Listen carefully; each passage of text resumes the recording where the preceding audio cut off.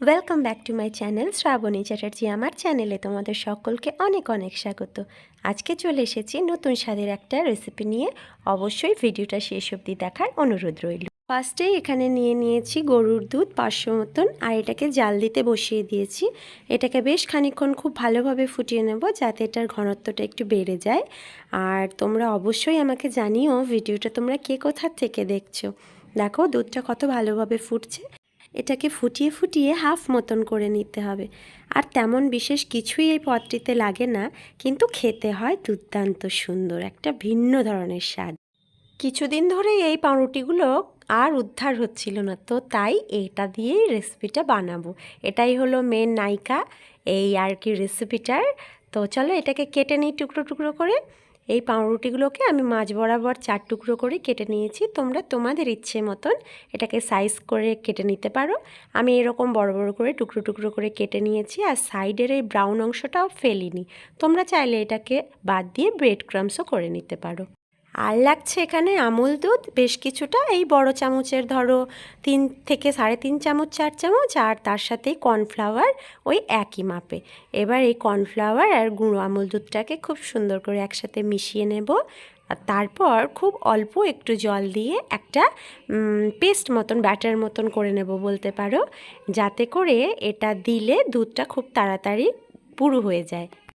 এই সাইডে দেখো দুধটা মিডিয়াম ফ্লেমে ফুটে ফুটে বেশ অনেকটাই কমে গেছে, আর বেশ ভালো সরও পড়েছে। এটাকে বেশ খানিকক্ষণ পরপরই নাড়ছিলাম যাতে করে নিচেটা লেগে না যায়।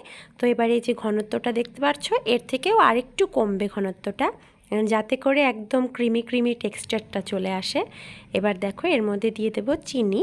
এখানে আমি হাফ বাটি মতন চিনি দিয়েছি, ছোটো বাটি। তোমরা তোমাদের স্বাদ অনুযায়ী চিনিটা এখানে অ্যাড করে নেবে, আর তারপর হালকা হাতে মিশিয়ে চিনিটা গলে যাওয়া অবধি অপেক্ষা করব।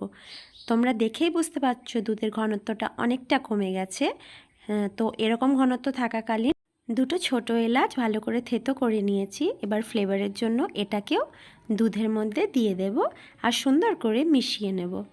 আমি এখানে কোনো ড্রাই ফ্রুটস ইউজ করিনি। তোমরা চাইলে এর মধ্যে কিশমিশ বা কুচি কুচি করে কাজু পেস্তা দিতেই পারো, তাতে স্বাদটা আরও বাড়বে। তো এই দেখো এইভাবেই এবারে যে লিকুইডটা করে রেখেছিলাম আমুল দুধ আর কর্নফ্লাওয়ার, সেটাও এর মধ্যে মিশিয়ে নেব। আর খেয়াল রাখবে অবশ্যই যেন এই সময় মিডিয়াম থেকে একদমই লো ফ্লেমে গ্যাসটা থাকে। খবরদার যেন হাই ফ্লেমে দিও না, তাহলে কিন্তু দুধটা একদম তলার থেকে লেগে যাবে। এবার কন্টিনিউয়াসলি নেড়ে যেতে হবে। দেখবে চট জলদি মিনিট খানিকের মধ্যেই দুধটা আরও ঘন হয়ে গেছে, যেহেতু এর মধ্যে কর্নফ্লাওয়ারটা অ্যাড করা হয়েছে। তো আমুল দুধটা যেহেতু আছে সেই জন্য এর টেস্টটা আরও বেড়ে যাবে, আর মিনিট খানিকের মধ্যে খুব ঘনও হয়ে যাবে। তো তোমরা দেখো এর ঘনত্বটা ঠিক এই পর্যায়ে থাকতে হবে। তারপরে গ্যাসটাকে বন্ধ করে ঠান্ডা হতে দেব। আর তার সাথেই তোমরা চাইলেই যদি বাড়িতে অ্যাভেলেবেল থাকে কেশর কালারের জন্য কয়েকটা পাপড়ি কেশরের দিয়ে দিতে পারো, তাতে করে খুব সুন্দর একটা কালার আসবে আর অন্যরকম একটা ফ্লেভারও হবে কেশরের। এবার খুব হালকা হাতে মিশিয়ে নেব, কেশরটা এমনি এমনিই গলে যাবে। আর তারপরে গ্যাসটাকে বন্ধ করে এই দুধের ক্ষীরটাকে একটা অন্য পাত্রে ঢেলে নেব। এই পাত্রে আর রাখবো না। এবার নিয়ে নিয়েছি কড়াইতে সাদা তেল। এবার পাউরুটিগুলোকে হালকা লাল লাল করে ভেজে নেব।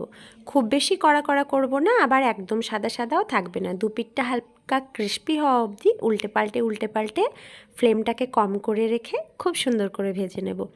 আর ওই যে বললাম দুধটাকে ওই পাত্র থেকে নামিয়ে নেবে, কেন বলো তো? নাহলে কিন্তু দুধের যে ওই ক্ষীরটা করেছি সেটা কিন্তু খুব তাড়াতাড়ি শক্ত হয়ে যাবে, তাহলে কিন্তু আর ভালো লাগবে না খেতে। তো এই দেখো এইভাবে লাল লাল করে ভেজে নেব, আর তারপরে তুলে নেব একটা যে কোনো প্লেটে। তো এইভাবে করে সমস্ত পাউরুটির পিসগুলোকে ভেজে নেব। আর তারপরে তোমরা আমাকে অবশ্যই জানিও ভিডিওটা কোথা থেকে দেখছো, আর মনে করে আমার চ্যানেলটিকে প্লিজ সাবস্ক্রাইব করে দিও। তো এই দেখো সমস্ত পাউরুটির পিসগুলোকে আমি ভেজে তুলে নিয়েছি। কোনোটা একটু বেশি ভাজা হয়ে গেছে এই দেখো, কিন্তু তাছাড়া ওভারঅল মোটামুটি করে ভেজে নিয়েছি। তো এবার এগুলোকে এই যে ক্ষীরটা তৈরি করে রেখেছিলাম তার মধ্যে হাফ হাফ করে ডিপ করে দেব। পুরোটা কিন্তু একবারে চুবিয়ে দিও না, তাহলে কিন্তু পাউরুটিগুলো গলে গলে যাবে, সেক্ষেত্রে কিন্তু খেতে অতটা ভালো লাগবে না। হাফটা করে চুবিয়ে দেবে আর তারপরে একটু করে উল্টে পাল্টে দেবে, ব্যাস তাহলেই রেডি হয়ে যাবে পাউরুটির এই অতুলনীয় স্বাদের নতুন রেসিপিটি। মিষ্টি মিষ্টি খেতে হয়, একটা অন্যরকম ফ্লেভার আসে, ওপরটা পাউরুটির ক্রিস্পি ক্রিস্পি আর ভেতরটা একদম নরম নরম। তো তোমরা অবশ্যই জানিও তোমাদের এই রেসিপিটা কেমন লাগলো, আর যদি ভালো লেগে থাকে অবশ্যই লাইক কমেন্ট করো, আর মনে করে আমার চ্যানেলটিকে সাবস্ক্রাইব করে দিও। তো আজকের মতো এইটুকুই, দেখা হবে আবার নেক্সট কোনো ভিডিওতে। ততক্ষণ সবাই ভালো থেকো, সুস্থ থেকো, আর প্লিজ আমার পাশে থেকো।